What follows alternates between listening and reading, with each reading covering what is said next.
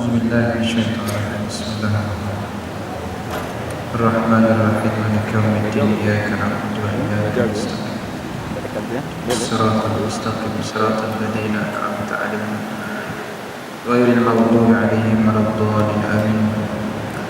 الحمد لله الذي أرسل رسوله بالهدى ودين الحق ليظهره على الدين كله وكفى بالله شهيدا.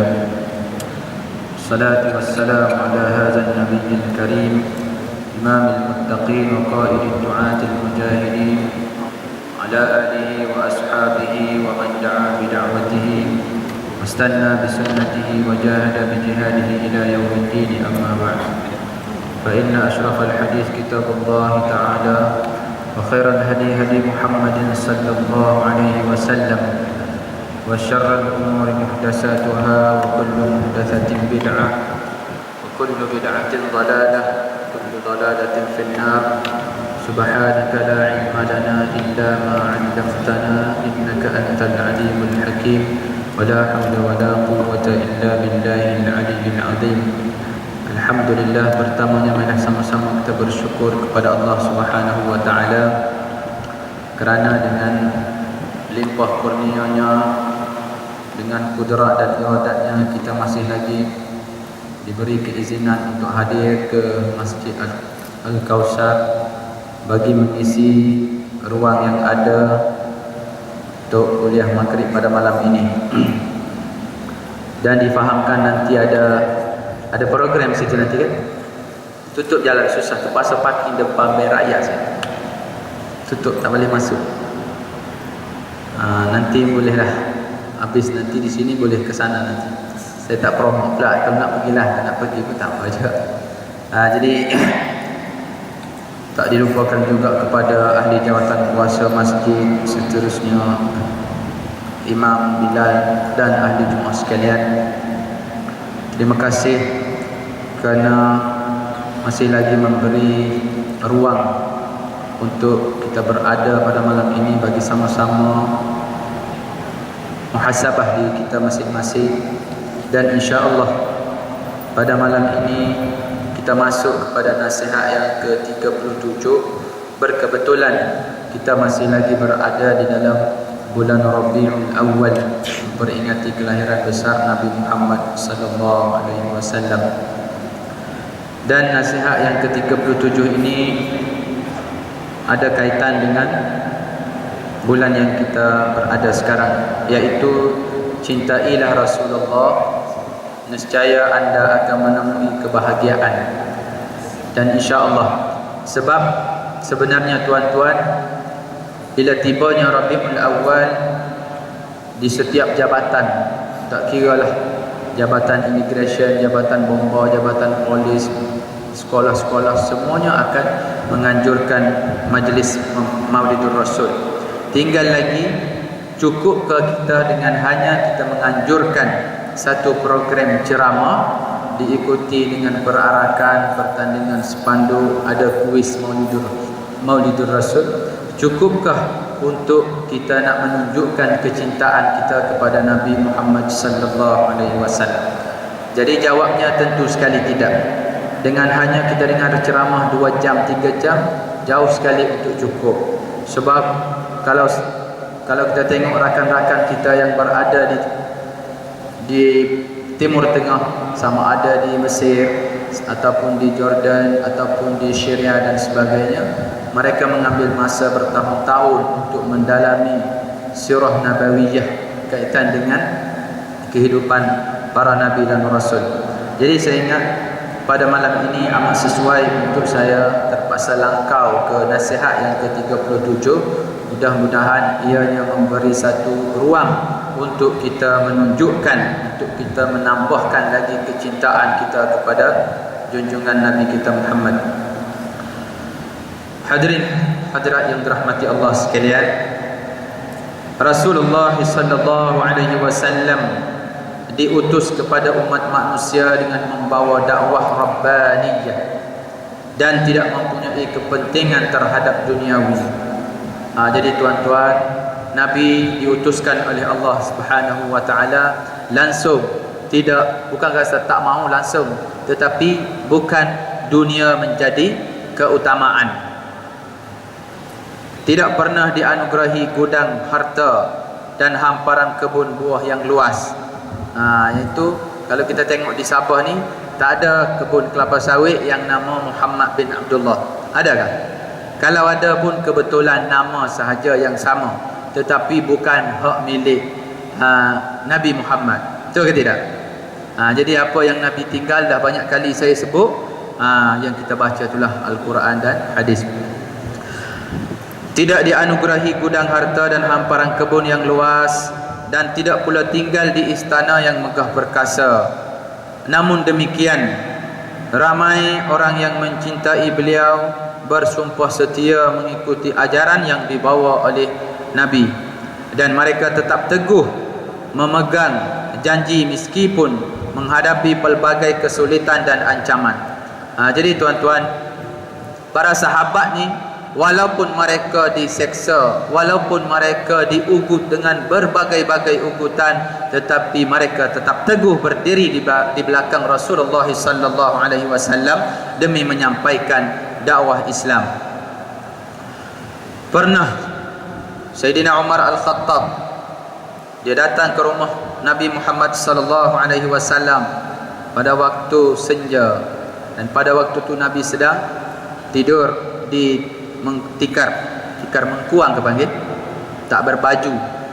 Dan bila menyedari kehadiran Umar Al-Khattab, Nabi pun terus bangun, dan Sayyidina Umar tengok ada kesan petak-petak pada tubuh Nabi, sebab dia tidur tak berbaju di tikar mengkuang. Biasalah kan, yang kita pun ada juga kadang-kadang kita tidur, dia akan menampakkan kesan ataupun itulah bekas tu. Jadi lantas Sayyidina Umar menangis. Ini Rasul, Nabi pilihan Allah Ta'ala, tapi itulah keadaan yang dia lihat terhadap batang tubuh Nabi sallallahu alaihi wasallam. Lantas Nabi bila dia tengok Sayyidina Umar menangis, dia jawab, "Ya Umar, adakah dunia yang menjadi keutamaan bagi kamu ataupun akhirat?" Jadi tuan-tuan, kalau keimanan Nabi SAW begitu sekali, jadi kita umat Nabi, umat akhir zaman, kalaulah tak mampu nak ikut cara Nabi 100% pun, cuba kita letakkan peratusan yang mampu kita ikut. Boleh tak? Jangan pula kita buat keputusan, susahlah Islam ni, itu tak boleh, ini tak boleh. Maksudnya Islam ni susah. Sebenarnya bukan susah, kita yang menyusahkan. Al-Islam, ad-dinul Islam yusrun. Agama Islam ni satu agama yang mudah. Yang jadi susah sebab itu pada tanggapan mereka yang jahil, yang tidak belajar mendalam tentang keindahan Islam. Dan insya-Allah pada malam ini sedikit sebanyak bila kita dengar nasihat yang disebut oleh tuan kitab Abdullah Al-Qarni ini, mudah-mudahan akan menambahkan lagi dan sedikit sebanyak boleh menjadi satu titik tolak ataupun boleh menjadi satu keazaman untuk kita di dalam menambahkan, di dalam kita nak menghidupkan sunnah Nabi sallallahu alaihi wasallam. Kerana tuan-tuan, satu hadis yang diriwayatkan oleh Abu Hurairah radhiyallahu anhu, "Man ahya sunnati inda fasadi ummati falahu ajru mi'atu syahid." Yang mana maksudnya, barang siapa yang menghidupkan sunnahku di dalam keadaan fasadi ummati, umatku berada di dalam kemusnahan, kefasadan, berada di dalam keruntuhan akhlak yang begitu teruk, falahu ajru mi'atu syahid, maka ganjaran pahala yang dijanjikan untuk mereka ialah seperti mana pahala 100 orang mati syahid. Jadi kita tak mahu ke tuan-tuan dengan tawaran itu? Dia yang jadi masalahnya sebab kita tak nampak. Betul ke tidak? Kalau nampak terus upah. Jangan kata pahala 100 orang mati syahid, pahala solat berjemaah pun saya rasa, kalau misal kata orang yang hadir ke Masjid Al-Kausar ini, dia solat berjemaah bermula daripada awal, dia jadi makmum muwafiq, lantas dia dapat RM27. Kalau dia solat bersendirian, dia dapat RM1. saya rasa ramai yang berebut. Betul ke tidak? Jadi yang jual-jual, tak kira lah yang jual secara haram ke halal ke di dekat jeti-jeti sana tu, berapa je dapat kan? Itu, tapi kerana itu yang nampak, itulah yang menyebabkan sana yang dikejar, sini belakang kira, sini soal-soal mati, bila nak baca Yasin baru kita nak ingat. Jadi itulah yang kita nak ubah, supaya semua masyarakat, tak kira di kalangan tua ke, di kalangan muda, dewasa, semuanya, supaya qalbuhu mu'allakun bil masajid, yang mana hati setiap umat Islam ini kita nak supaya sentiasa terikat dengan masjid.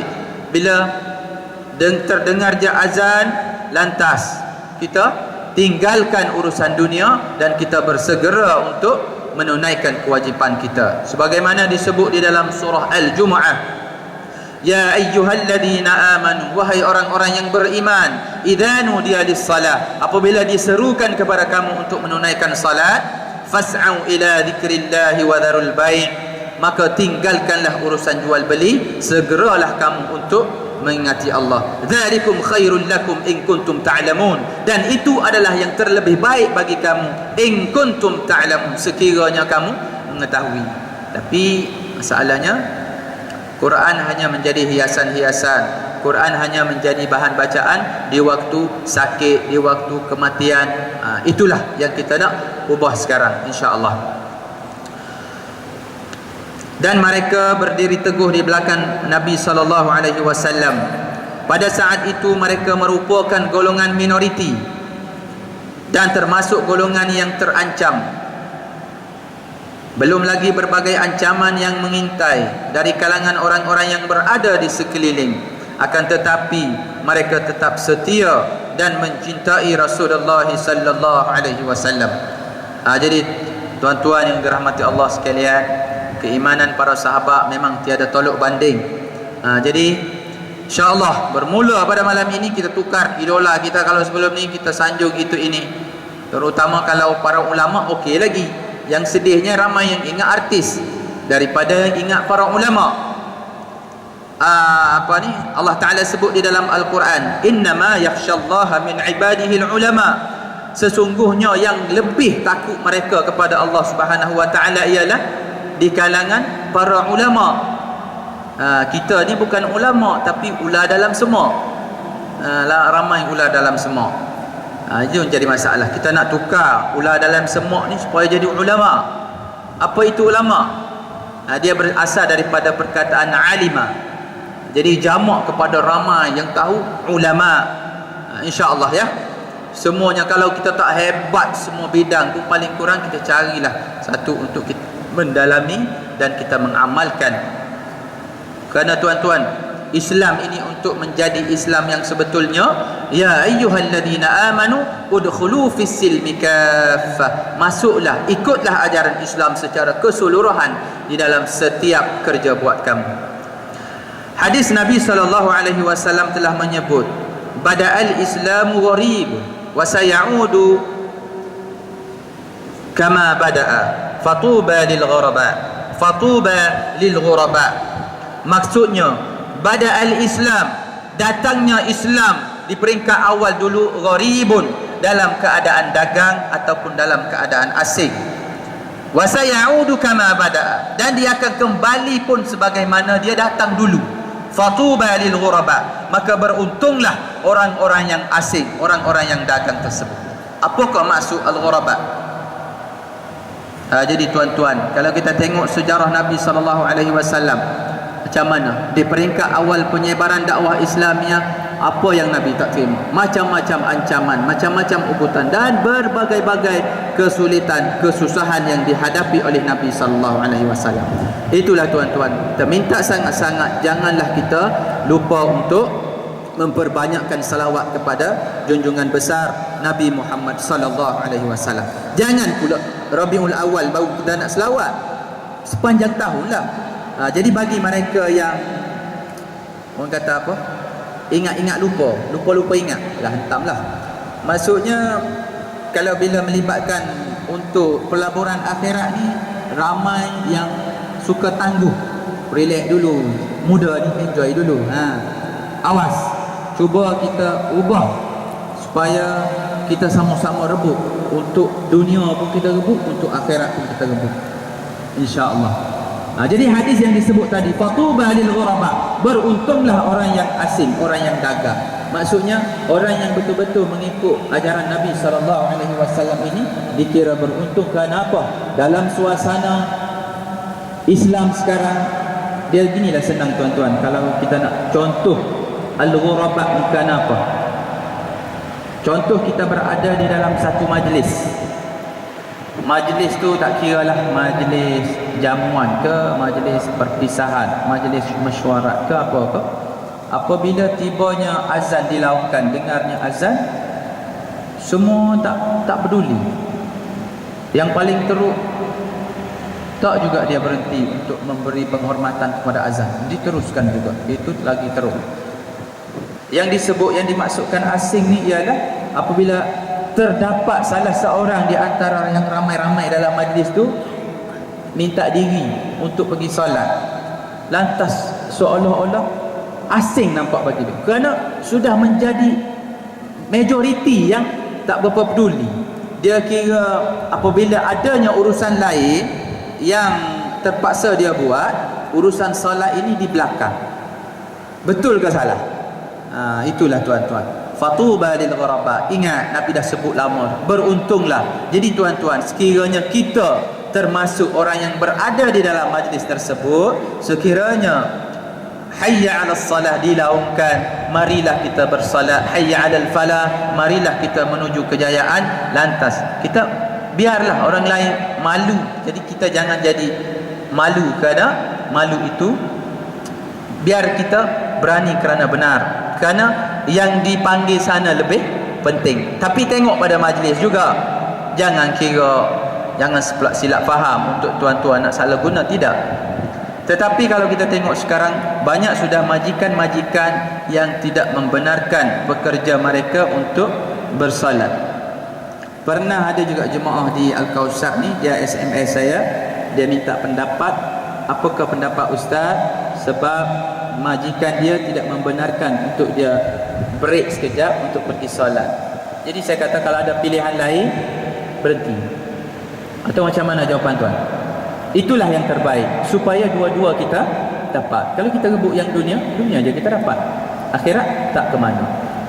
Jadi saya bagi tahu dengan dia, sekiranya tak ada jalan lain, tak ada pintu rundingan untuk kamu bincang, sebab sepatutnya la ikraha fid din, tiada paksaan di dalam beragama. Tetapi kita yang Islam ni, kita menjadi tuntutan kita umat Islam supaya menyebarkan dakwah.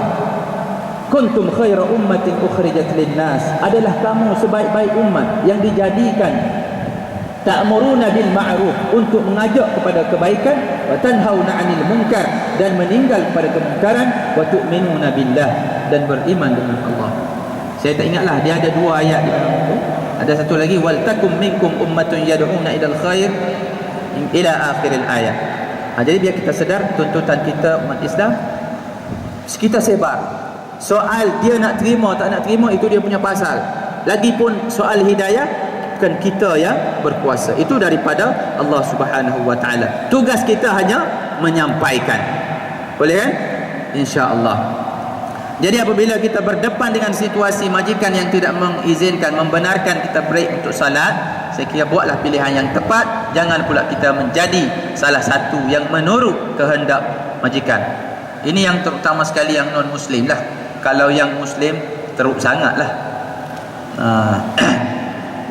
Jadi jangan kita malu tuan-tuan. Jadilah mereka yang asing untuk, okey, saya minta diri sekejap untuk pergi salat. Boleh kan? InsyaAllah. Kita utamakan salat. Salat didahulukan, pencapaian diutamakan. Satu Malaysia. Nabi SAW dan para sahabat ketika itu diboikot oleh masyarakatnya. Jadi masalah boikot ni tuan-tuan bukan sekarang je. Dulu pun sudah lama, sudah berlaku pemboikotan. Kerana apa? kerana mereka nak mengekang, mereka nak menyekat dakwah Nabi SAW di atas dasar kerana bercanggah dengan amalan jahiliah yang diamalkan turun-temurun. Kerana jarak di antara Nabi Isa dengan Nabi Muhammad tu, tuan-tuan kira lah, tolak tahun Masihi tu 2013 tolak dengan 1434, itulah jarak di antara Nabi Isa dengan Nabi Muhammad sallallahu alaihi wasallam, menyebabkan kejahilan tu sudah membarah. Jadi apabila datangnya Islam, bila satu tugas berat yang dipertanggungjawabkan kepada Nabi, mereka menentang habis-habisan. Boikot itu ini bermacam-macam. Ekonomi diskat, kehormatan mereka dihina, dimusuhi oleh kaum kerabat sendiri, dan mereka disakiti oleh masyarakatnya. Meskipun demikian, kecintaan para sahabat terhadap Muhammad tidak pernah goyah sejengkal pun. Jadi insya-Allah tuan-tuan, biar kita jadi tahap itu. Kerana apa yang saya sebut begitu? Kerana sekarang ini orang tak berapa peduli.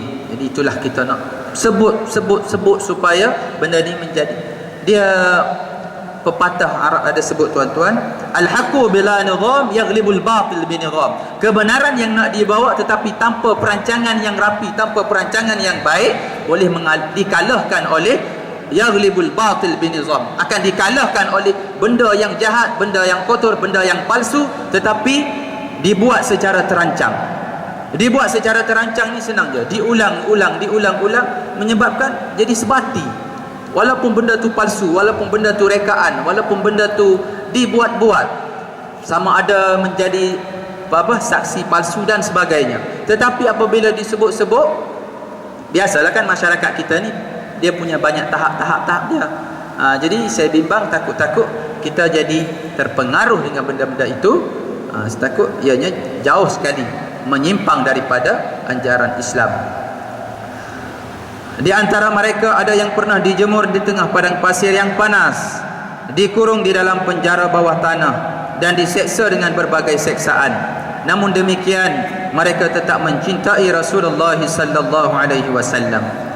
Jadi tuan-tuan, para sahabat ni memanglah, kalau kita tengok, kita baca sejarah macam mana Bilal bin Rabah ni diseksa begitu teruk tuan-tuan. Dibuka bajunya, dijemur di tengah padang pasir, dan diletak batu lagi di atas perut dia, di atas dada dia. Lepas tu dicambuk lagi. Cambuk ke panggil? Yang pemukul tu, yang macam ekor sapi tu. Tetapi tetap dengan keimanan, Allahu Ahad, Allahu Ahad, Allahu Ahad. Jadi malu tuan-tuan, kita ni tidak diugut, tidak diancam sampai tahap itu, tetapi kita tewas dengan nafsu kita. Selalu saya sebut. Jadi kita lawan. Mudah-mudahan kita menjadi umat yang, orang kata, walaupun di akhir zaman macam-macam pancaroba, macam-macam bentuk-bentuk hiburan, tak salah, berhiburlah tuan-tuan, tetapi kita jadikan Islam itu way of life, maksudnya jalan hidup kita, insya-Allah. Jadi kalau kita tengok Bilal bin Rabah, berapa lama dia diseksa oleh tuannya, tetapi berakhir dengan bila Sayyidina Abu Bakar telah menebus dia dengan 100, saya tak ingatlah 100 dia punya tu sukatan emas. Sedangkan majikan dia kata, tuan dia kata sebenarnya dengan satu, saya tak ingatlah dia punya ukuran sukatan emas tu. Sebenarnya majikan tu dengan satu tile emas pun dia nak bagi, tetapi Abu Bakar tebus dengan harga yang begitu tinggi untuk menyelamatkan mereka, terutama Bilal bin Rabah yang akidah yang telah dipaksa untuk tukar. Kalau kita tengok sekarang tuan-tuan, yang berlaku di Syria masih juga dipaksa supaya mengaku Bashar Assad itu Tuhan. La ilaha illa Bashar Assad. Masya Allah tuan-tuan, wal'iyazubillah. Tetapi itulah yang saya selalu sebut, tahap keimanan kita sekarang. Berapa ramai yang tak sanggup, tidak tahan menerima seksaan yang begitu teruk, dicabut kuku. Sakit tuan-tuan. Contoh, kita potong kuku lah, terpotong ni di tempat sini, sakit tak? Sakit apa tak lagi kalau ditarik terus. Sebab apa? Sekiranya kamu tak ucap la ilaha illa bashar asad, penyiksaan, dilepas anjing dan sebagainya. Jadi berapa ramai yang tergadai akidah mereka gara-gara tidak tahan dengan penyiksaan-penyiksaan yang telah dilakukan. Para pemuda mereka diancam dengan pedang yang terhunus, namun mereka tidak gentar sedikit pun. Bagi mereka, ratusan pedang di atas kepala mereka diibaratkan ranting-ranting pohon yang rindang. Nah, dianggap macam ranting pokok je. Kita, saya rasa kalau tengok pedang, balung sudah kita. Takut. Takut. Yang kata tuan lah, saya pun takut juga. Jadi sama-sama kita tingkatkan keimanan kita, sama-sama kita didik jiwa kita supaya Islam matlamat utama hidup kita. Yang saya sebut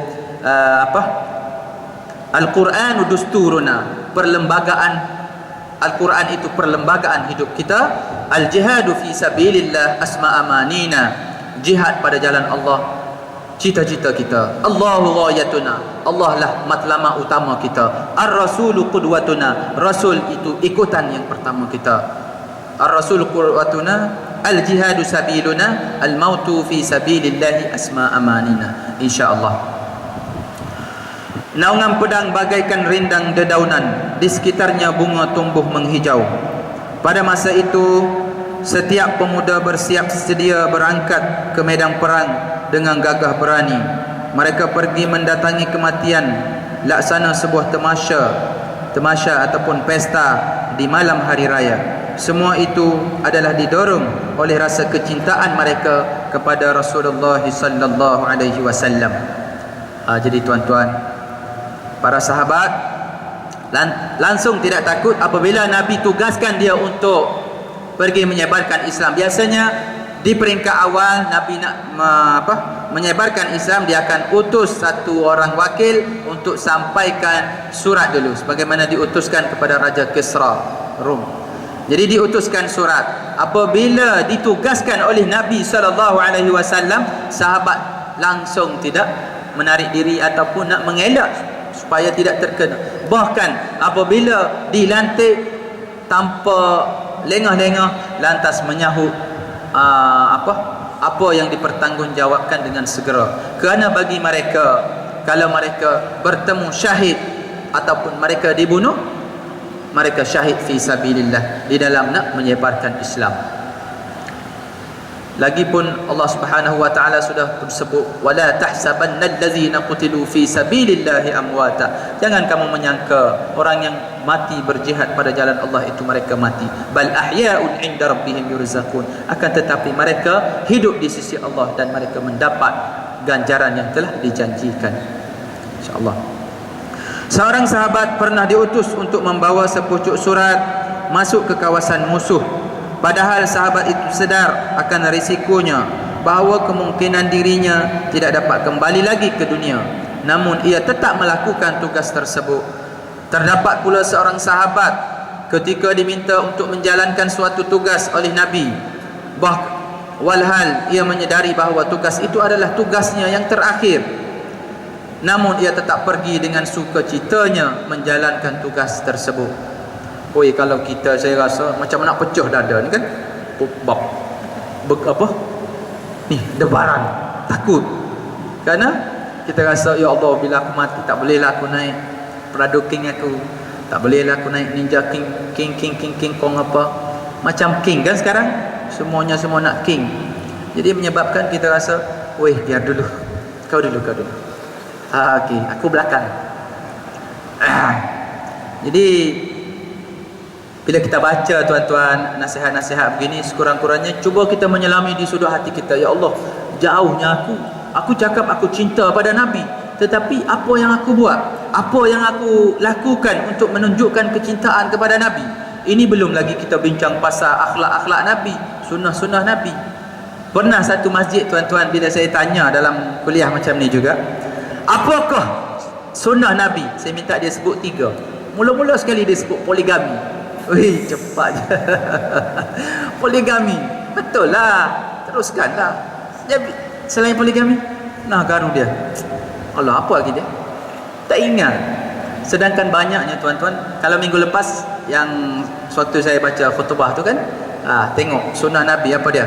Nabi makan dengan hanya 3 jari sahaja. Lepas tu selepas makan Nabi rehat sekejap.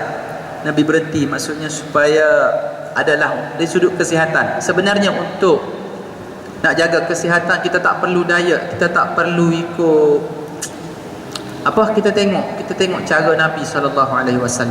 Dia makan dengan hanya 3 jari. Kita ni 2 tangan. Terutama sekali kalau jamuan-jamuan cepat sangat nak menapau. Belum lagi VIP balik. Ramai sudah jawatan kuasa menapau. Sebab apa? Tamaknya. Terlalu tama'ah dengan benda-benda tu. Untuk apa juga tuan-tuan? Itu kita buang juga. Makan malam besok keluar. Itu ke tidak? Jadi cukuplah untuk membolehkan kita bangun untuk beribadat kepada Allah Subhanahu wa taala di malam hari. Qiyamul lail yang dimaksudkan. Insya-Allah ya. Semuanya itu adalah kerana mereka dapat melihat para diri Nabi ke atas diri Nabi Muhammad sallallahu alaihi wasallam terdapat semua makna kebaikan dan kebahagiaan dan juga tanda-tanda kebajikan serta kebenaran. Baginda adalah petunjuk jalan bagi siapa sahaja yang menghadapi pelbagai masalah besar.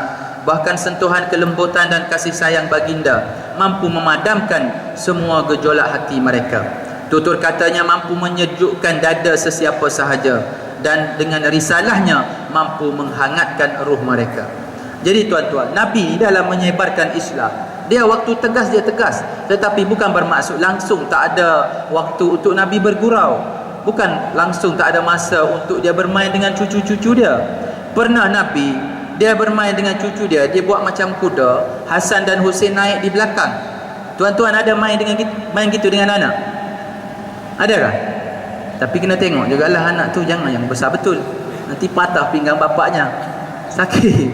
Jadi tengok cara gurauan Nabi. Dan Nabi pernah dia main lumba lari dengan Sayyidatina Aisyah sewaktu Aisyah berumur 16 tahun. Dia banyak. Nabi sewaktu dia di medan perang lain dia. Sebagaimana disebutkan di dalam pepatah Arab para sahabat, ruhbanun fil laili wa fursanun fin nahar. Sewaktu dia di waktu malam hari, ini sewaktu melaksanakan ibadat qiyamul lail, dia macam rahib, dia dengan menangisnya, dengan takutnya kepada Allah Subhanahu wa taala. Tetapi awas, bila keesokan harinya di medan perang, sahabat ataupun mereka ini fursanun fin nahar, diibaratkan seperti singa-singa yang garang sewaktu berhadapan dengan musuh. Tetapi sewaktu qiyamul lail menghadap Allah Subhanahu wa taala, tak berhenti-henti mereka menangis, takutkan Allah Subhanahu wa taala. Tuan-tuan, kita takut kepada binatang buas, kita lari jauh-jauh, tapi takut kita kepada Allah Subhanahu wa taala, kita datang dekat-dekat. Boleh kan? Dia berlawanan. Biasanya kalau kita takut ni kita akan mengelak. Ini tidak, kita takut dengan khaliquna, dengan pencipta kita, kita dekat lagi dengan dia insya-Allah. Dan pernah juga Nabi SAW dia bergurau dengan seorang perempuan tua. Perempuan tua itu datang berjumpa Nabi, "Ya Rasulullah, minta kamu doakan aku supaya dimasukkan ke dalam syurga." Jadi Nabi ni gurauan-gurauan dia semuanya benar tuan-tuan. Kita ni banyak yang temberang. Nabi ni dia lantas dia jawab, "Minta maaf makcik, orang tua tak masuk syurga." Menangis kawan tu sebab dia tua. Bila dia menangis, tapi Nabi tak biarkan lama lah. Nabi terus pujuk, jangan menangis. Yang saya sebut orang tua tak masuk syurga tu sebab yang masuk syurganya semuanya muda. Disebut di dalam surah Al-Waqi'ah, faj'alnahunna abkara. Kami jadikan semua bidadari-bidadari syurga tu semuanya dara. Dia dara, dia tak habis macam sekarang tuan-tuan. Kita sekarang ni dia pandai habis juga benda tu kan. Jadi bila digasak teruk-teruk, sorry lah, 21 SX. Jadi benda tu pandai habis. Tetapi ahli-ahli syurga, Nabi dah sebut di dalam surah Al-Waqi'ah, faj'alnahunna abkara uruban atraban li ashabil yamin. Aku jadikan mereka itu sentiasa dara, dan itulah balasan untuk golongan kanan. Golongan kanan ni golongan yang melakukan apa yang dituntut oleh syariat Islam lah. Dan selain daripada tu, okey, ada lagi. Jadi bila perempuan tua tu menangis, Nabi cakap, begini makcik, yang saya cakap orang tua tak masuk syurga sebab semua ahli syurga semuanya darah, jadi tak jadi. Lantas dia suka semula. Maksudnya, oh begitu yang dimaksudkan oleh Nabi. Kita ni tidak, kadang-kadang gurauan kita melampau. Betul ke tidak? Kadang-kadang kita tapuk selipar kawan kita tu sampai menangis dia. Yang dia cakap, "Oh, aku bergurau je bah." Gurau kepala otak dia. Gurau-gurau juga, tapi jangan sampai kadang-kadang terpaksa dia pergi beli yang baru. Pernah tahun lepas kalau saya tak silap, Ustaz Ammar kan, waktu dia kuliah di Masjid Al-Kausar, lepas tu kami minum di Singgah Selalu, dia tak pakai selipar. Kenapa? Hilang selipar dia. Mungkin Tuan Amut tak tahu. Ini kisah tahun lepas lah. Tak berselipar dia, hilang selipar. Jadi kalau boleh gurauan kita pun kita ikut cara Nabi SAW. Semua aspek kehidupan kita nak selamat tuan-tuan, ikutlah. Sebab kana khuluquhu al-Quran. Akhlak Nabi ni lengkap semuanya mengikut apa yang kita baca tu, yang terkandung di dalam 30 juzuk Al-Quranul Karim. Selain daripada tu, Nabi dia bergurau dengan Sayyidina Ali. Dia makan tamar, dua sama-sama makan tamar, biji tu dia letak di pinggang Sayyidina Ali. Dia makan letak. Jadi dia cakap, "Weh, banyaknya kau makan tamar, tengok tu. Aku baru 3 biji. Yang pinggang Sayyidina Ali ni ada 20." Tapi pandai juga Sayyidina Ali kata, "Okey lagi aku makan biji aku tak telan. Yang Nabi ni makan dengan biji-bijinya sekali. 3 je yang dia tak telan, yang besar." Jadi pandai tuan-tuan, gurauan-gurauan. Jadi Nabi pun bergurau, jadi sahabat pun dia bergurau. Jadi insya-Allah ya, cuba kita praktik. Nabi pun sebut, "Innama bu'ithtu," sesungguhnya aku diutuskan ke dunia ni liutammima makarimal akhlak, untuk menyempurnakan akhlak. Sebab sebelum-sebelum tu setiap umat yang diutuskan Allah Ta'ala kirim Nabi, kirim Rasul untuk menyampaikan ajaran yang tu, ajaran yang Islam tapi Islam Nabi lah. Kalau sebelum ni dipanggil lain lagi, kitab Taurat, Zabur, Injil dan sebagainya. Tetapi untuk mengajar agama samawi. Tetapi Nabi akhir zaman ini disebut di dalam Al-Quran, "Aku ini diutuskan untuk menyempurnakan akhlak kamu." InsyaAllah. Sesungguhnya Rasulullah SAW telah berjaya menuangkan sifat keredaan ke dalam jiwa setiap sahabat. Maka tidak mustahil apabila mereka tidak lagi memperhitungkan kesakitan yang mereka bakal hadapi di dalam menyampaikan dakwah. Dalam diri mereka telah dipancarkan keyakinan dan keagungan Islam, sehingga mereka melupakan setiap kelukaan, tekanan dan kesengsaraan. Dia tak fikirlah soal apa nak jadi pada batang tubuh dia, jadilah. Yang penting apabila diarah, dia lantas melaksanakan. Jadi persoalan kita tuan-tuan, terutama di Tawang lah, yang ada depan saya, di dalam melaksanakan tuntutan ini, berapa orang sudah kita dah berjaya untuk mengislamkan yang non-Muslim? Adakah yang ni? Maksudnya kita berjaya menyampaikan mesej, berjaya menyampaikan mesej Islam sehingga menarik minat yang non-Muslim untuk bersama-sama. Ada? Kalau ada, saya ingat syabas dan tahniah, dan teruskan usaha dakwah. Walau bagaimanapun, kalau kita tak mampu tuan-tuan, kita cuba tonjolkan keindahan Islam, tonjolkan kebaikan Islam, tonjolkan segala macam keistimewaan yang terkandung di dalam ajaran Islam yang sebetulnya. Jangan pula kita yang menjadi tukang untuk komen, jangan pula kita yang menjadi penghalang untuk Islam itu dilaksanakan.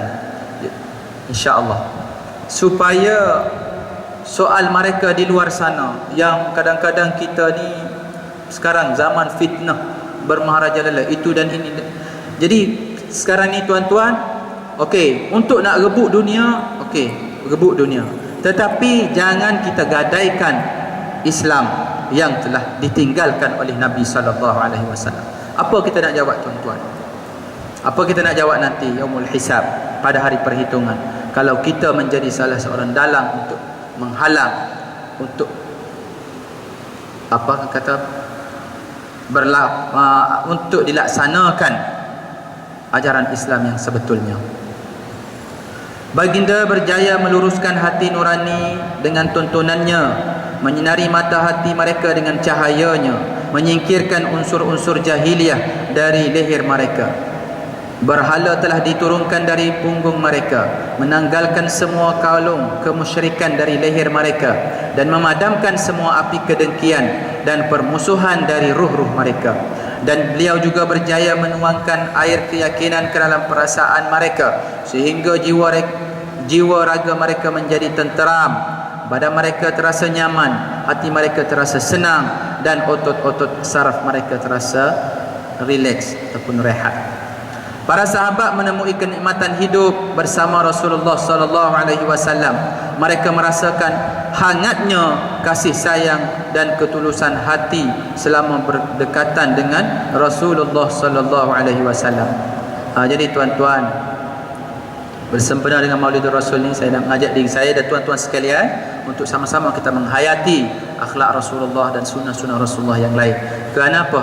Kerana Nabi ni di peringkat sewaktu Nabi meninggal, Sayyidina Umar menangis kerana rasa, ya Allah, pergi seorang kekasih. Sebab para sahabat ni sudah menjadi sebati dah kehidupan mereka bersama Rasulullah sallallahu alaihi wasallam.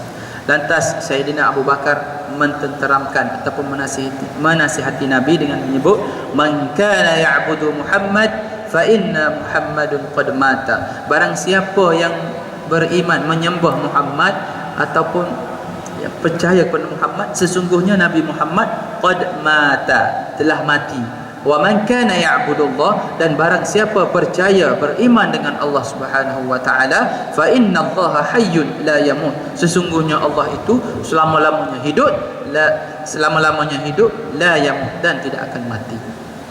Biasalah kan di peringkat awal mereka sahabat-sahabat yang rasa macam tak sanggup untuk berpisah dengan Nabi Muhammad sallallahu alaihi wasallam. Jadi menyebabkan Sayyidina Abu Bakar Umar ni tuan-tuan, sewaktu dia memeluk Islam, tahu sajalah kan, Sayyidina Umar ni seorang yang bengis, seorang yang garang, seorang yang ganas lah boleh kita sifatkan. Kerana pernah dibawa anak dia zaman jahiliah sebelum dia menerima Islam, pernah dia bawa anak dia yang berumur 9 tahun pergi ke satu tempat di padang pasir, dikorek lubang. Sempat lagi anak dia bertanya, wahai bapakku, untuk apa dikorek lubang ni? Jadi kerana waktu tu dia belum lagi menerima Islam, hatinya masih lagi keras. Saya tak pasti apa yang dijawab, tetapi sebenarnya lubang itulah untuk dia nak timbuskan anak dia. Dan memanglah anak dia ditimbuskan. Dan kadang-kadang dia bila dia memeluk Islam, kadang-kala dia menangis kerana mengingat kembali zaman jahiliah, mereka sanggup anak sendiri pun ditanam hidup-hidup dan sebagainya. Dan selain daripada itu tuan-tuan, kehebatan Sayyidina Umar ni sebelum Islam, bukan kita kata hebat tadi, itu semaksima ataupun kepercayaan jahiliah, tetapi sewaktu dia memilih Islam, dia nak berhijrah ke mana-mana, dia akan umumkan, siapakah yang akan tinggalkan isteri dia, sila halang aku besok, aku akan berhijrah. Apa maksud tuan-tuan? Kerana dia akan lawan habis-habisan mereka yang menyekat untuk dia menyebarkan Islam. Siapa yang nak anak dia jadi yatim, okey, esok aku akan limpas jalan ini dia bagi tahu, okey, boleh tahan aku, okey, bertemulah kita besok. Hebat tuan-tuan. Kita kalau tak boleh tahap tu pun, setakat manalah ya, setakat mana yang kita boleh, kita ukurlah. Tapi jangan pula langsung kita tak peduli, langsung kita kata alah susahlah, zaman sekarang ni zaman fashion itulah inilah. Jadi menyebabkan bila kita tanya, kenapa kamu pakai baju ni? Alah ustaz, fashion sekarang. Jadi fashion dulu dah tak sesuai, pakai baju kurung, pakai tudung labu, itu dah tak sesuai. Fashion sekarang mesti pakai ini. Itu adalah salah satu agenda jahat Yahudi Israel laknatullah untuk menghancurkan umat Islam secara senyap-senyap. Kita tak perasan, kita kata kita mempunyai jawapan, kita rasa kukuh, fashion konon, tetapi fashion itulah yang menjerumuskan kita ke neraka. Wal'iyadu billah. Firman Allah Subhanahu wa taala di dalam surah Al-Anbiya, a'udzubillahi minasyaitonir rajim, wa innaka wa ma arsalnaka illa rahmatan lil alamin, dan tidak aku utuskan engkau wahai rasul illa rahmatan lil alamin, melainkan membawa rahmat ke seluruh alam. Jadi saya rasa cukup setakat itu dulu, dengan berakhirnya dengan ayat 107 surah Al-Anbiya ini. Saya kira cukup setakat itu dulu, dia panjang lagi nih. Nanti insya-Allah kita akan sambung lagi di lain pertemuan. Apa yang baik daripada Allah Subhanahu wa taala, apa yang lemah, apa yang kurang itu daripada diri saya, dan saya minta maaf banyak-banyak sekiranya ada yang tersasul, sekiranya ada yang terasa hati dan sebagainya. Apa yang penting saya nak mengajak diri saya dan juga ahli jemaah sekalian, kita ingat balik pesanan Nabi, sampaikan daripadaku walaupun satu ayat. Jangan tunggu kita nak tahu semua baru kita nak jadi pendakwah. Apa yang kita tahu kita sampaikan, dan sekiranya orang itu berubah daripada dia, kalau sebelum tu tak solat, dia solat, insya-Allah tuan-tuan, saham tu kita dapat berterusan insya-Allah. Dan antara sunnah Nabi, kalau 2 minggu lepas kita dengar sama-sama apa ya, doa solat duha yang kita dengar dalam rakaman tu, InsyaAllah kalau boleh besok ke ahli jemaah yang ikut salat subuh di Al-Kautsar ni, besok cuti kan, balik lewat i'tikaf di masjid. Lepas tu bila waktu duha, kita buat salat duha, baca doa salat duha dan sebagainya. Okey, saya buka persoalan sekiranya ada sebarang persoalan.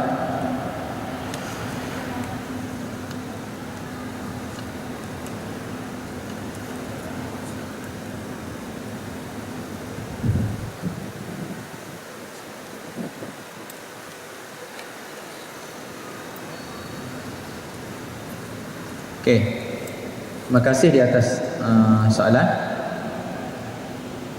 Okey, berkaitan dengan ini, kita fikir dari sudut ni.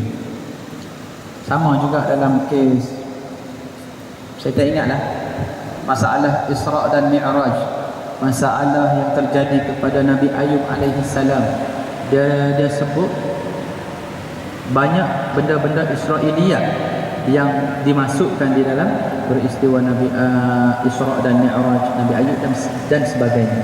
Jadi untuk ini, okey, saya akan semak, tetapi kita fikir dari sudut positifnya, benda itu menunjukkan orang yang sewaktu zaman jahiliyahnya seteruk itu dia sanggup buat, tetapi apabila sampainya hidayah nur Islam kepada mereka boleh berubah, tidak menjadi alasan sedikit pun.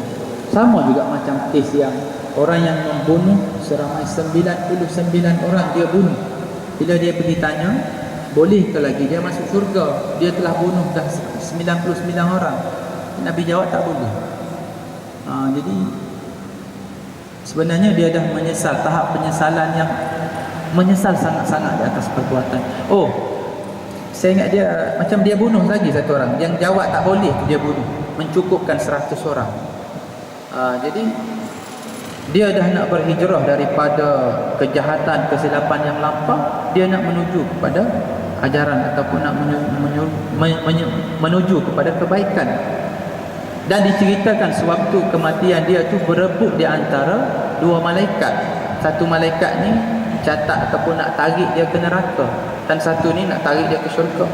Dan kesimpulan cerita tu last diukur jarak daripada tempat dia meninggal tu ke tempat dia nak berhijrah, nak musafir ke, nak insaf lah, nak melakukan kebaikan, dengan tempat yang dia buat jahat dari kampung dia tu dekat dah nak sampai ke tempat tersebut, dan menyebabkan dia dimasukkan ke dalam syurga. Jadi untuk ini tak apalah, saya akan semak sebetulnya, tetapi kita fikir dari sudut positif. Apa yang berlaku itu sekiranya kalau fitnah untuk memburukkan umat sekiranya, tetapi kita fikir dari sudut positif, maksud saya bila dia terima Islam, dia menjadi pejuang, dia menjadi antara benteng antara barisan hadapan di dalam menyebarkan dakwah Islami. Okey, ada lagi soalan? Oh, mungkin tuan-tuan tertanya-tanya soalan yang adik kita bagi tadi. Segolongan Salafi menyatakan bahawa kisah Umar radhiyallahu an menimbus anaknya di padang pasir tersebut adalah fitnah kepada beliau. Itu soalan dia. Jadi untuk jawapan sementara itu dulu. Sekian itu nanti saya bagi tahu kemudian. Ada lagi? Jadi kalau tak ada, kita berhenti cukup setakat itu dulu. Dan insya-Allah malam besok Ustaz apa malam besok? Syafi'i. Oh, Ustaz Asman. A'udzubillahi minasyaitonirrajim. Bismillahirrahmanirrahim. Alhamdulillahirabbil alamin wassalatu wassalamu ala asyrafil anbiya'i wal mursalin sayyidina Muhammad wa ala alihi washabbihi ajma'in. اللهم اجعل جمعنا هذا جمعا مرحوما وتفرقنا من بعده تفرقا معصوما ولا تجعل اللهم فينا ولا ما يتبعنا شقيا ولا مطرودا ولا محروما. اللهم اشرح لنا صدورنا وحسن اخلاقنا ويسر لنا امورنا. اللهم طهر قلوبنا من النفاق واعمالنا من الرياء والسنتنا من الكذب واعيننا من الخيانه فانك تعلم خائنه العين وما تخفي الصدور. اللهم طول عمرنا وسع جسادنا ونور قلوبنا وثبت ايماننا واحسن اعمالنا ووسع رزقنا والى الخير قربنا وعن الشر ابعدنا وقد حوائجنا في الدين والدنيا والاخره إنك على كل شيء قدير. ربنا آتنا في الدنيا حسنة وفي الآخرة حسنة وقنا عذاب النار. وصلى الله على سيدنا محمد وعلى آله وصحبه أجمعين والحمد لله رب العالمين. السلام عليكم ورحمة الله وبركاته.